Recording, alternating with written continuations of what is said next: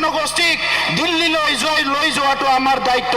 যি জনগোষ্ঠীয়ে আজিলৈকে দিল্লীৰ দৰবাৰত যোৱা নাই স্বাধীনতাৰ बर' हारिनि आं दिनै नोंथांमोननि गेजेरावहाय होनोसै मैया एबसुनि आफादगिरि दिपेन बर'आ एबसुनिफ्राय बिदाय लानानै मैया बिथाङा उदालगुरियावहाय UPPL आव जगदान जाबाय आरो बे जगदान जानायावहाय बिथाङा मा भाषण लाखिदों आं बे भाषणफोरखौनो आं नोंथांमोननो खिथागोन। आं फेक बुंबाय थानाय नङा आरो लोगोसे प्रमद बर'नि आं माखासे बेसेन गोसा भाषणखौबो आं नोंथांमोननो होनो नाजागोन आरोखि। स' गतिके नोंथांमोननो आं फेक बुंबाय थायाब्लानो आङो भिडिअखौ होना होनोसै। दिपेन बर'आ दिनै UPPL आव जगदान जानाय लोगो लोगो मा स्पिचखौ लाखिखो मा बिबुंथिखौ होखो आं नोंथांमोननो होनोसै आरो प्रमद बर'नि मोननैसो स्पिचखौबो आं होगोन आरोखि। स' अब्ला आं बारा बुंला नायदो। বহুত দীঘলীয়া অন্তত জীৱনৰ আৰম্ভণি 22টা বছৰ এজন ছাত্ৰ হিচাপে শিক্ষা গ্ৰহণ কৰিছিলোঁ। 10 বছৰ মই শিক্ষক হিচাপে 5,000 ল'ৰা ছোৱালীক মই পঢ়াইছিলোঁ আৰু 25টা বছৰ নিখিল বড়ো ছাত্ৰ সন্থাৰ সভাপতি হিচাপে কাম কৰি থকা সময়ত 5 লাখ যুৱক যুৱতী 25 লাখ ৰাইজক বিভিন্ন সভা সমিতি ৰাইজৰ ওচৰত যাই পেলাই বিভিন্ন জাতি জনগোষ্ঠী বড়ো ৰাইজৰ লগতে আন জনগোষ্ঠীৰ লোকক লগ পাইছিলোঁ। আহি যোৱাকালি মই নিখিল বড়ো ছাত্ৰ সন্থাৰ বিদায় ল'লোঁ আৰু আজি এই প্ৰথমটো দিনত আজি এই দুৰ্গা মণ্ডপৰ ওদালগুৰি জিলাৰ এই পবিত্ৰ স্থানত মা দুৰ্গাৰ আশীৰ্বাদ লৈ পেলাই সকলো জাতি জনগোষ্ঠী সকলো ধৰ্মাৱলম্বী সকলো ভাষা ভাষী ৰাইজৰ আশীৰ্বাদ আপোনালোকৰ মৰম স্নেহ লৈ পেলাই ৰাইজক সেৱাৰ স্বাৰ্থত ৰাইজৰ পদূলিত যাই পেলাই ৰাইজৰ সমস্যা সমাধানৰ স্বাৰ্থত UPPL দলত আঞ্চলিকতাবাদী শক্তিত যোগদান কৰি ৰাষ্ট্ৰ নিৰ্মাণৰ কাৰণে কাম কৰিবৰ কাৰণে মই সংকল্প লৈছোঁ। আৰু ৰাষ্ট্ৰ নিৰ্মাণ অসমৰ আই মাতৃক সন্মান দিয়া বড়োলেণ্ড আই মাতৃক সন্মান দিয়া সকলো জাতি জনগোষ্ঠীৰ ভাষা ভাষী ধৰ্মাৱলম্বীৰ সুৰক্ষিত ভৱিষ্যত সুৰক্ষা প্ৰদান কৰা দৰিদ্ৰ দুখীয়া ৰাইজৰ প্ৰতিটো সমস্যা ঘৰে ঘৰে যাই পেলাই পদূলিত যাই পেলাই সমাধান কৰা মোৰ সংকল্প। এই কথা মই আজি এই মা দুৰ্গাৰ এই দুৰ্গা মণ্ডপৰ এই পবিত্ৰ মঞ্চৰ পৰা মই আশীৰ্বাদ লৈ পেলাই জীৱনৰ ৰাজনীতি প্ৰথমটো যাত্ৰা মই আৰম্ভ কৰিব বিচাৰিছোঁ। সন্মানীয় ৰাইজ, আপোনালোকে জানে যে UPPL দল 2020 চনত বড়ো শান্তি চুক্তি বিটিআৰ চুক্তি যেতিয়া সম্পাদিত হৈছিল নিখিল বড়ো ছাত্ৰ সন্থা NDA বিচাৰিত গৈ আৰু UPPL এই ৰাজনীতিক দলে এই শান্তি চুক্তিত একেলগে কাম কৰিছিল আৰু আজি আহি 5টা বছৰ বিটিআৰ এই অঞ্চলৰ 26টা জাতি জনগোষ্ঠীৰ 35 লক্ষ জনগণক সেৱা কৰি পেলাই বিভিন্ন কাম কৰিলে। আপোনালোকে জানে যোৱাটো নিৰ্বাচনত UPPL শোচনীয় পৰাজয়ৰ কাৰণবিলাক UPPL দায়ী নহয় ৰাইজ। মই নিজ চকুৰে দেখিছোঁ, মই আন্তৰিকতাৰে মই বিশ্লেষণ মই কৰিছোঁ যে ইয়াত UPPLৰ দুখ দায় নাই। মিছা কথা কোৱা নোহোৱা কথাবিলাক কোৱা ভয় ভাবুকি দেখুওৱা মিছা কথা কৈ পেলাই ৰাইজৰ পৰা ভোট আদায় কৰিয়ে কোনোবা জিকি গৈছে আৰু আজি এই স্থানত অধিষ্ঠিত হৈছে। ৰাইজ এতিয়া বুজিবলৈ বাকী নাই, ৰাইজ আকৌ পুনৰ বুজি পাইছে। মই আজি প্ৰথমটো দিনত ৰাজনীতিৰ জীৱনৰ প্ৰথমটো এই খোজত মই কোনো দল কোনো ৰাজনীতিবিদক মই গালি দিব বিচৰা নাই। কিন্তু মোক কোনোবাই সমালোচনা কৰিব পাৰে, মোক কোনোবাই ক'ব পাৰে, কিন্তু মোক সমালোচনা কৰিবলৈ মোৰ তাৰ একো বিষয়বস্তু নাই। কাৰণ মই ৰাজনীতি পথাৰত নামাই নাই। মই জাতিটোক সেৱা কৰি পেলাই জাতিক মই উচ্চ স্থানত লৈ যাই পেলাই 30টাকে জাতি জনগোষ্ঠীৰ এটা সমন্বয়ৰ প্ৰতীক CCBTR গঠন কৰি পেলাই বড়োলেণ্ড অঞ্চলত শান্তি চুক্তিৰ পিছত বড়ো অনাগৰ মই নিষেধ কৰিলোঁ। এপচুৰ মজিয়াত থাকি 30টা সংগঠন লৈ পেলাই বড়ো ভাষা অসমীয়া ভাষাৰ ব্যৱধান নাইকিয়া কৰিলোঁ আৰু আজি বড়ো ভাষা অসমীয়া ভাষাৰ কোনো ব্যৱধান নাই।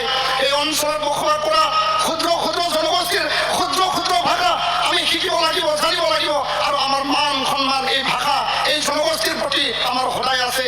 আপোনালোকৰ বহুতো দুখ বেদনাৰ সমস্যা আপোনালোকৰ জীৱনত বিভিন্ন সমস্যা থাকিব আৰু এই সমস্যা মই বুজি পাওঁ। ইয়াৰ কাৰণে বুজি পাওঁ যে মই দৰিদ্ৰ দুখীয়া পৰিয়ালৰ পৰা মই আহিছোঁ। উপেন ব্ৰহ্মৰ প্ৰতিমূৰ্তি নতুন দিল্লীত স্থাপন কৰিলোঁ, তাৰ নামত আমি ৰাস্তা স্থাপন কৰিলোঁ আৰু ইমান ডাঙৰ ডাঙৰ কাম ইমান ডাঙৰ ডাঙৰ সিদ্ধান্ত মই লৈ আহিছোঁ ৰাইজৰ স্বাৰ্থত জাতিটোৰ স্বাৰ্থত সমাজৰ স্বাৰ্থত।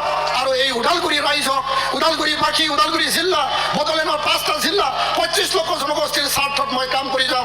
এই কথাটো আজি মই স্পষ্ট কৰিলোঁ। আৰু ইয়াৰ কাৰণে প্ৰমোদ বড়ো ডাঙৰীয়াই যি ক'লে যে ইয়াত বিভিন্ন শিক্ষা অনুষ্ঠান প্ৰতিষ্ঠান যি নিৰ্মাণ কৰা হ'ব, মই সংকল্প লৈছোঁ আগন্তুক 5টা বছৰত 2027-28ত যিকোনো বিনিময়ত ওদালগুৰিত মেডিকেল কলেজ আৰু হস্পিটেল নিৰ্মাণ কৰা হ'ব।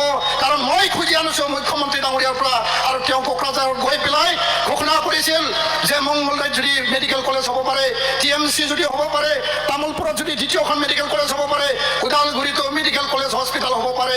আমাৰ ভূটান আছে, অৰুণাচল আছে, ওদালগুৰিবাসী ৰাইজৰ স্বাৰ্থত এই কাম মই কৰিবলৈ মই সংকল্প লৈছোঁ। ওদালগুৰিত ইঞ্জিনিয়াৰিং কলেজ নিৰ্মাণৰত হৈ আছে আৰু ইয়াৰ কাৰণে ওদালগুৰিৰ এই ইঞ্জিনিয়াৰিং কলেজ আমাৰ নৱপ্ৰজন্মৰ কাৰণে, ছাত্ৰ ছাত্ৰীৰ কাৰণে আমি মুকলি কৰিব লাগিব।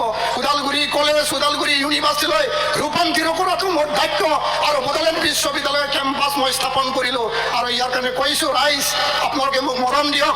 ৰাইজ राजा नोंथांमोना आंनि सायाव बिसास लाखि रायजो राजाखौ सिबिनो, रायजो राजानि खामानि मावनो, गोरिब गुन्द्रानि खामानि मावनो, आइ ঘৰৰ কাম কৰিব লাগে, অৰুণোদয়ৰ কাম কৰিব লাগে, মহিলা সবলীকৰণৰ কাম কৰিব লাগে, মহিলা উদ্যমিতাৰ স্কিমসমূহৰ কাম কৰিব লাগে।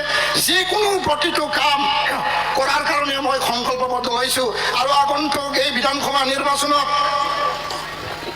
মোক দলে যি সমষ্টিয়ে নিদিয়ক কিয়, এই সমষ্টি আৰু আনটো সমষ্টি, এই সমষ্টিৰ পৰা নতুন নতুন আই ঘৰ, নতুন নতুন অৰুণোদয় সেল্ফ হেল্প গ্ৰুপক দিয়া কাম, নতুন নতুন মহিলা উদ্যমিতাক দিয়া কাম ৰাজ্য চৰকাৰৰ পৰা, অসম চৰকাৰৰ পৰা লৈ আনিম। কাৰণ এইটো বৰ্তমান চৰকাৰৰ স্কিম নহয়। এই স্কিম প্ৰমোদ বৰাই আৰম্ভ কৰিছিল, এই স্কিম অসমৰ মাননীয় মুখ্যমন্ত্ৰী ডাঙৰীয়াই আৰম্ভ কৰিছিল। আৰু ইয়াৰ কাৰণে এইটো অসম চৰকাৰৰ স্কিম। কোনোবা ঠগ প্ৰবঞ্চনা দিব পাৰে, কোনোবা মিছা কথা ক'ব পাৰে, আৰু এইবিলাক কথা বিশ্বাস কৰিব নালাগে। आं बेखायनो गोलाव बाथ्रा बुंनो लुबैयाखै रायजो राजानो दिनैनि बे समाव दुलाराय आसामनि, दुलाराय बिटिआरनि रायजो राजानि स्वार्थनि थाखाय हाबा मावनो फैदों। आरो प्रथमটো এই ৰাজনীতিৰ খোজত মই আপোনালোকৰ কাৰণে ৰিস্ক লৈ আহিছোঁ, মই চাকৰি এৰি আহিছোঁ, জাতীয় ছাত্ৰ সংগঠন মই বিদায় লৈ আহিছোঁ, আৰু ছাত্ৰ ৰাজনীতি মই বিদায় লৈ আহিছোঁ। এতিয়া মই জাতি জনগোষ্ঠীৰ ভাষা ভাষী ধৰ্মাৱলম্বী লোকৰ কাম মই কৰিবৰ কাৰণে মই সংকল্পবদ্ধ। আপোনালোকে মোৰ ওচৰত বিশ্বাস ৰাখক। আপোনালোকৰ ল'ৰা, আপোনালোকৰ পুত্ৰ, আপোনালোকৰ সন্তানে বিটিআৰৰ চেহেৰা সলনি কৰি দিম, ওদালগুৰিৰ চেহেৰা সলনি কৰি দিম। এই শপত, এই সংকল্প মই লৈ পেলাই মোৰ কথা আমি বাৰ্তাটো অনুভূতি পাই জয় UPPL, জয় UPPL। নিজৰ সমস্যা পাৰ্লিমেণ্টলৈ লৈ যাব পৰা নাই। এই প্ৰত্যেকটা জনগোষ্ঠীৰ সমস্যাটো পাৰ্লিমেণ্টত লৈ যোৱাটো আমি তিনিজন MPৰ দায়িত্ব, সেই দায়িত্বটো আমি পালন কৰিছোঁ। এইটো মাত্ৰ নহয়, অসমতো বহুত জনগোষ্ঠী আছে, 146টা জনগোষ্ঠী আছে। বিভিন্ন জনগোষ্ঠীবিলাকে আজিলৈকে এজন বিধায়ক পোৱা নাই, আজিলৈকে এজন সাংসদ পোৱা নাই, এজন মন্ত্ৰী পোৱা নাই। সেই জনগোষ্ঠীবিলাকৰ কথাটো আমি, সেই অভাৱ অভিযোগবিলাক, তেখেতসকলৰ অনুভূতিবিলাক, তেখেতসকলৰ আশা আকাংক্ষাবিলাকো আজি আমি ৰাজনৈতিকভাৱে সমাধান কৰিব লাগিব। আজি দেশত আমাৰ ৰাজ্যত বহুত চলিল বিদেশী স্বদেশী নাগৰিকৰ সমস্যা। ইয়াত মানে বহুত কথা চলিল ধৰ্মক লৈ পেলাই, জাতিক লৈ পেলাই, কিন্তু সমাধান কিন্তু এটাও হোৱা নাই, সমাধান হোৱা নাই। এই সমস্যাবিলাক জীয়াই ৰাখি কিছুমান নেতাসকলে যুগে যুগে ৰাজনীতি কৰিব বিচাৰিছে। আৰু UPPLৰ টাৰ্গেট এই সমস্যাবিলাক স্থায়ী সমাধান কৰিব লাগিব। সেইকাৰণে অহা বিধানসভাত আমি 15টা সমষ্টি ইয়াতে, যিটো আমাৰ এছেম্বলি আছে, ইয়াত কণ্টেষ্ট কৰাৰ লগতে বাহিৰতো আমি 6-7টা সমষ্টিত আমি কণ্টেষ্ট কৰিব বিচাৰিছোঁ। আৰু লক্ষ্য দিছপুৰত আজি কিছুমান সিদ্ধান্ত ল'ব লাগিব, যাতে প্ৰত্যেকটো জাতি জনগোষ্ঠীয়ে মৰ্যাদা পায় আৰু ন্যায় পায়। ইয়াৰ কাৰণে কাম কৰিব লাগিব।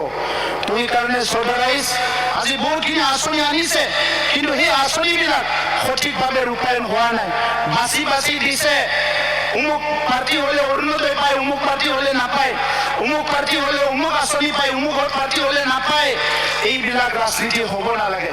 দেশৰ যোনে গৰীব গৰীব, যোনে ধনী ধনী, যি আঁচনি আপুনি গৰীবৰ কাৰণে আনিছে প্ৰত্যেকজন গৰীব মানুহে পাব লাগিব। যি মান আঁচনি মহিলাৰ কাৰণে আনিছে প্ৰত্যেকজন মহিলাই পাব লাগিব। যি আঁচনি যুৱ যুৱতীৰ কাৰণে আহিছে প্ৰত্যেকজন যুৱ যুৱতীয়ে পাব লাগিব। ইয়াত বাছি বাছি দিয়া ৰাজনীতিটো আপুনিহে ভাল পাইছে, কিন্তু দেশৰ কাৰণে, ৰাজ্যৰ কাৰণে ভাল নহয়।